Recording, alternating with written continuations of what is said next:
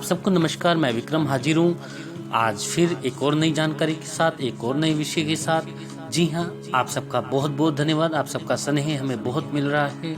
और यदि आप हमारे चैनल के साथ अभी जुड़े हैं तो हमारे इस चैनल को सब्सक्राइब करना ना भूलें और वीडियो पसंद आने पर लाइक, कमेंट्स व शेयर भी करें। और यह आपका अपना चैनल है, इसमें आपको विभिन्न प्रकार की संगीत संबंधी जानकारी दी जाती है और विस्तारित जानकारी दी जाती है, जिससे आपको एक तो संगीत के बारे में ज्ञान की प्राप्ति हो और उसके साथ साथ आपके अंदर एक क्षमता पैदा हो संगीत सीखने की और संगीत को समझने की, संगीत को जानने की, क्योंकि संगीत तहमुर हमारे साथ जुड़ा हुआ है। तो जी हाँ, इसी प्रकार से हमारे इस चैनल के साथ हमेशा आप जुड़े रहिए और वीडियो पसंद आने पर लाइक, कमेंट, शेयर जरूर कीजिएगा। और बढ़ते हैं हम अपने टॉपिक की तरफ, अपनी जानकारी की तरफ। जी हाँ, जैसा कि आपको मालूम है कि हम हर बार आपके लिए नई नई जानकारियाँ लेकर आते हैं, इसीलिए आज एक और नई जानकारी के साथ मैं हाजिर हूँ आपके समक्ष। यूँ ही इस चैनल के साथ आप बने रहिएगा, इस वीडियो को स्किप मत कीजिएगा, इससे आपको बहुत सारा लाभ होने वाला है। जी हाँ, आप प्रैक्टिकल तो सीख ही रहे हैं, साथ साथ में संगीत की विभिन्न जानकारियों के बारे में भी ज्ञान प्राप्त कर रहे हैं। और यूं ही अगर आपका प्यार हमें मिलता रहा, हमारी हौसला अफजाई होती रही, हम आपके लिए अच्छी अच्छी वीडियो और भी बनाकर लाते रहेंगे। तो आज हम बात कर रहे हैं स्वर साधना के बारे में। जी हाँ, स्वर साधना से तात्पर्य है कंठ साधना। जी हाँ, स्वर साधना से तात्पर्य है कंठ साधना। हमने साधना के विषय में बात किया था, तो आज हम स्वर साधना के बारे में बात करेंगे। अपने कंठ स्वर को दोष रहित रूप देने के लिए आवाज आंदोलन से उत्पन्न होती है। ये आप सभी जानते हैं, जो आवाज है वो आंदोलन से ही उत्पन्न मानी जाती है। पंडित शारंगदेव के मत अनुसार जब आत्मा बोलने की इच्छा प्रकट करती है तो वह मन को प्रेरित करती है और वह मन को शारीरिक अग्नि को संकेत करती है। और अग्नि, जी हाँ, अग्नि जो है वो प्राण का संकेत करती है। आवाज में कंपन और आंदोलन दोनों ही होते हैं। स्वर साधना से स्वर के दोष दूर हो जाते हैं। जी हाँ, जो गायक है, जो सिंगर है, अगर उसकी आवाज मधुर नहीं है, उसका कंठ सुरीला नहीं है, तो वह गायक सफल नहीं है। इसके लिए हमें स्वर साधना की आवश्यकता होती है। स्वर साधना हमें जरूर करनी चाहिए। जी हाँ, और इससे जो गायक के गुण जो हैं बढ़ जाते हैं। किससे? स्वर साधना से। गुलाम अली खान, वहीद खान का कंठ सुरीला था और ना ही उनमें आकर्षण था, ना ही सुरीला था, ना ही उनमें आकर्षण था, किंतु अभ्यास से उनकी ध्वनि में आकर्षण पैदा हो गया और उनकी आवाज बहुत ज्यादा सुरीली हो गई। आप सभी ने उनकी गजलों को सुना होगा, तो कितना सुरीला लगता है उनका कंठ। तो इस प्रकार से अगर आप भी साधना करें, आप भी मेहनत करें, तो आप सबका भी कंठ सुरीला हो सकता है, इसमें कोई दो राय नहीं है। स्वर साधना के लाभ के बारे में आप बात करते हैं। स्वर साधना के लाभ, कलाकार की साधना भी कलाकार का जीवन है। जी हाँ, अगर हम जिस चीज में घुस जाएं, अगर उसमें साधना अभ्यास करें, तो वह साधना पर हम विजय प्राप्त कर सकते हैं। साधना से कला का जीवन महत्वपूर्ण बन जाता है। सफल गायक बनने के लिए स्वर साधना जरूर करनी चाहिए। साधना से आवाज साफ और कंठ मधुर हो जाता है। जिस प्रकार से हम किसी शूज को, किसी जूते को पॉलिश द्वारा चमकाते हैं, उसी प्रकार से जो साधना है स्वरों की, उससे हमारा गला की जो खरखर है वो समाप्त होती है, गला पॉलिश होता है। आप कुछ दिन रियाज करके देखिएगा, आपको खुद ब खुद अपने में अंतर स्पष्ट हो जाएगा। कला में रस पैदा हो जाता है। कंठ साधना कंठ को मधुर ध्वनि, जी हाँ, और आकर्षक ध्वनि वाला बना देती है। मधुर ध्वनि मन को मोह लेती है।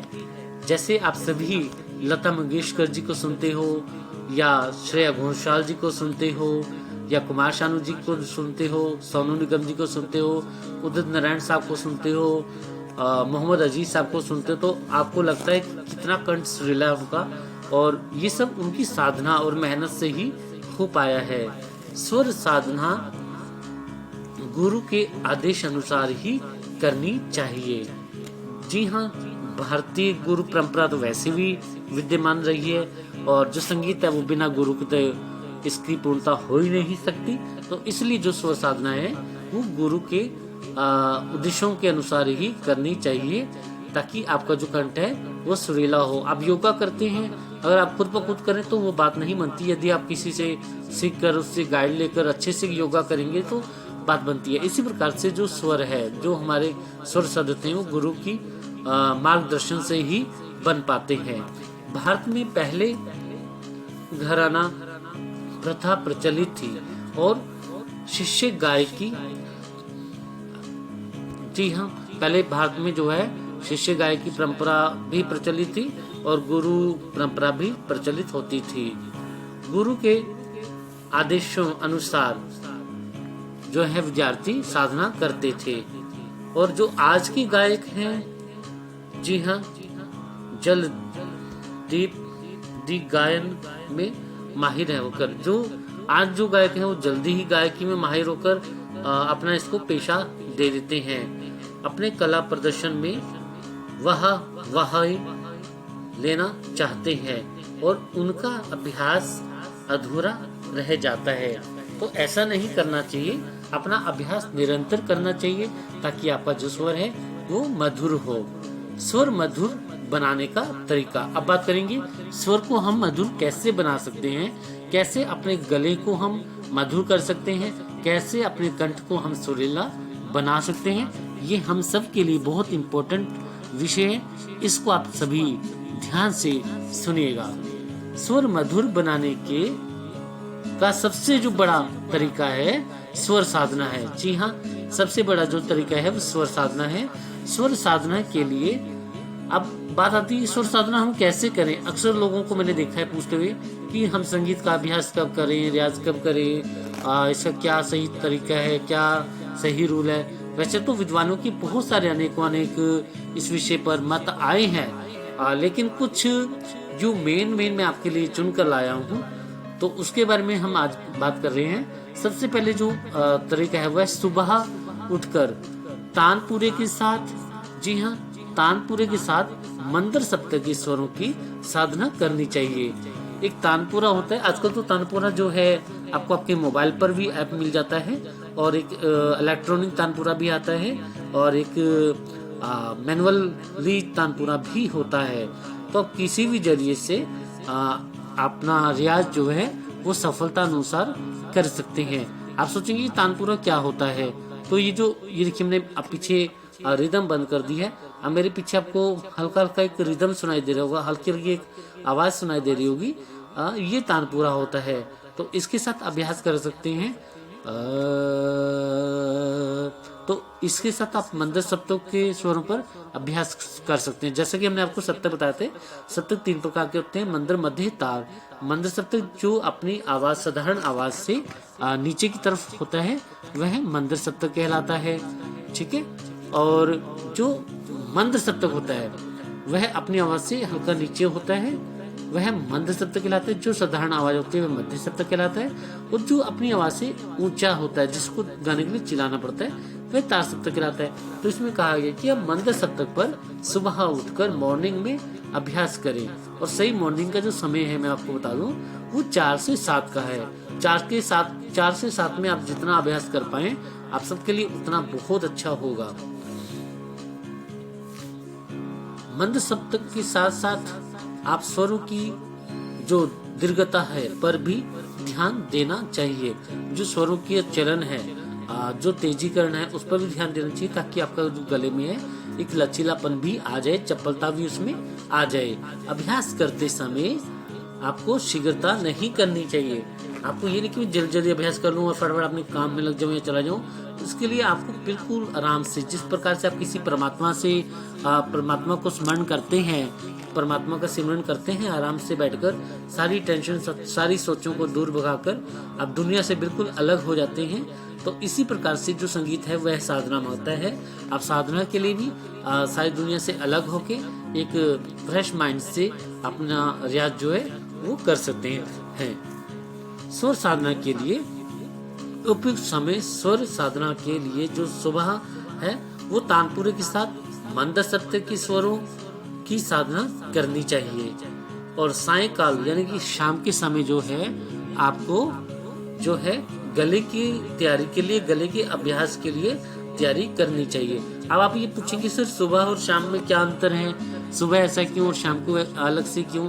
देखिए, सुबह जो वक्त है वो हमारे गले को आराम देने के लिए वक्त होता है, इसलिए एक एक स्वर पर आपको सद के कर उस पर अभ्यास करना है, ठीक है, उसका रियाज करना है और गले की तैयारी करनी है। शाम को जो है जो आपने सुबह किया है उसको आप एक मनोरंजक तरीके से लचीलापन बनाकर, ठीक है, अलंकारों का अभ्यास बड़े मधुर तरीके से कर सकते हैं। और कभी भी अभ्यास आपको जल्दीबाजी में नहीं करना चाहिए। अभ्यास करते समय स्वर मधुर में बने, इस चीज का विशेष आपको ध्यान रखना है कि सही अगर आप अभ्यास करेंगे तो आपका स्वर जो है मधुर बनेगा और सदैव जो है लक्ष्य रखने वाले आवाज मधुर बनने के लिए कुछ नियम तैयार हो जाएंगे। जी हाँ, अब मैं इनके कुछ नियमों के बारे में बताऊंगा कि इसके नियम क्या क्या होने चाहिए, क्योंकि मैंने आपको बता दिया कि कैसे कैसे आपको रियाज करना है, कैसे इसका अभ्यास करना है। तो अब हम जो बात करने जा रहे हैं इसके नियमों की बात करने जा रहे हैं। नंबर 1, गाय को सदैव खाने पीने की वस्तुओं का ध्यान रखना चाहिए। जो गायक है, जो सिंगर बनना चाहते हैं, ठीक है, उनको खाने पीने की वस्तुओं का जरूर ध्यान रखना चाहिए। अधिक तेल वाली, मसाले वाली, मिर्च वाली, खटाई वाली आदि चीजों का सेवन कम से कम करना चाहिए। मैं ये नहीं कहता कि बिल्कुल मत करो, लेकिन कम से कम करो, जिससे आपके गले की आवाज जो है वो मधुर बनी रहे। नंबर 2, गर्म और सर्द वस्तु दोनों एक साथ नहीं खानी चाहिए। जी हाँ, अभ्यास करते समय जो है वो एक साथ गर्म व सर्द चीज नहीं खानी चाहिए, क्योंकि अभ्यास करने के उपरांत जो है कभी ठंडा पानी एकदम से नहीं पीना चाहिए, क्योंकि जो अभ्यास हम करते हैं उससे हमारा गला जो है वो गर्म होता है, इसलिए कुछ समय का उसमें गैप देना चाहिए, अंतराल होना चाहिए, क्योंकि अभ्यास से गला गर्म हो जाता है। नंबर 3, पेट भरने के समय या जब आप लंच करते हैं, डिनर करते हैं, उसके तुरंत बाद आपको अभ्यास नहीं करना है। उसकी कुछ समय की जो गैप है उसके अंतराल में ही आपको रियाज करना चाहिए। नंबर 3, काली मिर्च और लौंग, शहद, इलायची आदि का प्रयोग उत्तम माना गया है। इनका प्रयोग करता रहना चाहिए। काली मिर्च, लौंग और इलायची, मिश्री, ये बहुत अच्छी मानी गई चीजें गले के लिए। नंबर 5, स्वर को मधुर बनाने के लिए औषधियों का भी सेवन करना चाहिए। जी हाँ, जैसे तुलसी है, अदरक है, अश्वगंधा है, इस प्रकार की जो चीजें हैं उनका प्रयोग भी करना चाहिए। नंबर 6, अदरक के रस में 1 चम्मच शहद मिलाकर भी पीना चाहिए। नंबर 7, इसके साधक को जो है अधिक रियाज करना चाहिए और इन सभी चीजों का ध्यान रखना चाहिए। निष्कर्ष यह निकलता है कि कंठ साधना ही एक ऐसी पद्धति है जो भारत में विद्यमान है।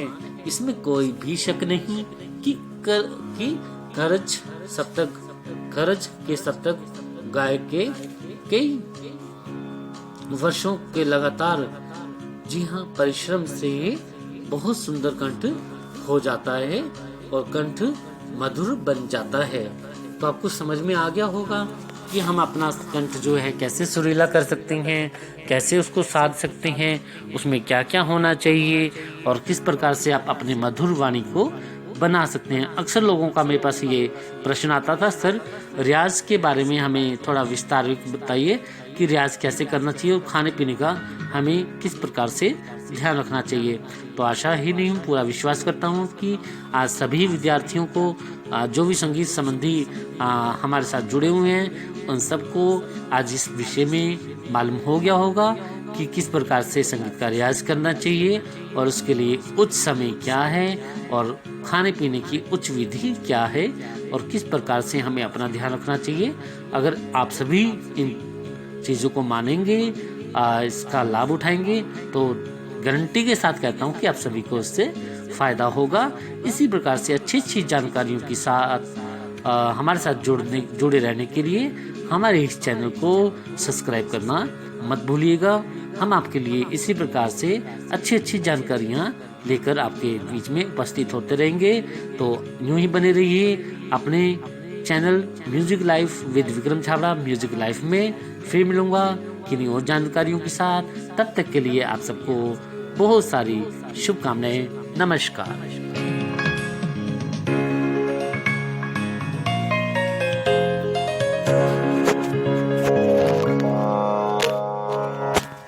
Stop.